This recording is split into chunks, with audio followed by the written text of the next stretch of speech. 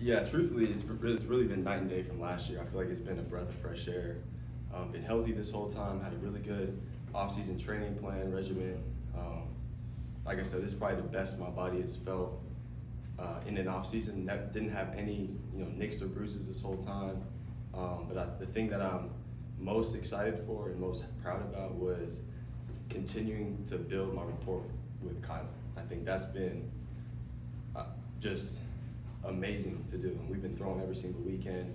Kayvon will text me, Mike, you here? Yeah, I'm here. Like, let's go.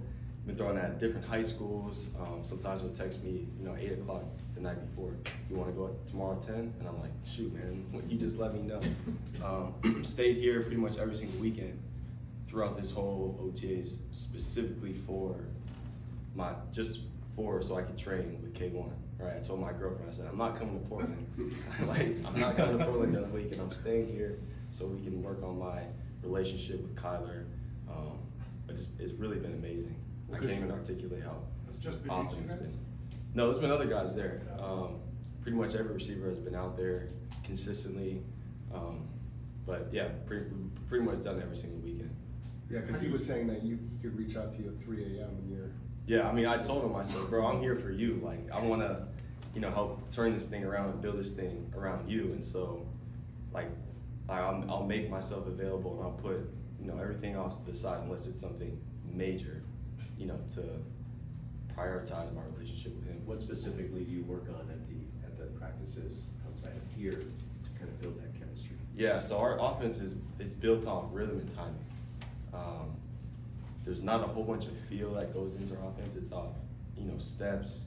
It's off revolutions. When we run certain routes, it's based off X step on your outside or inside foot. And so that takes timing because his drop is predicated on our steps in our routes. And so I think last year we didn't have enough time throughout the offseason to work on that timing, that chemistry. But now, I feel like it's been as seamless and as flawless of OTAs as I could have hoped, for. I think there's been less than 3 balls on the ground between me and him this whole time. I would describe it as both, honestly. Tangible because now he's comfortable enough and we have a good enough relationship where we can go ahead and talk to each other and say, hey, what did I need to do on this? And I can go back and forth and say the same thing. Hey, I thought that ball could have been X place here, or thought it could have been placed a little bit here. He said, hey, Mike, I want this route run like this. Okay, boom, it's done. And so tangible in that sense, intangible because there's sort of a unknown, I can't quantify the feel that we both have for each other. He kind of knows how I run my routes now and knows, the depth that I might come out of my route might be slightly different than Greg because my stride length as a taller guy is a little bit longer.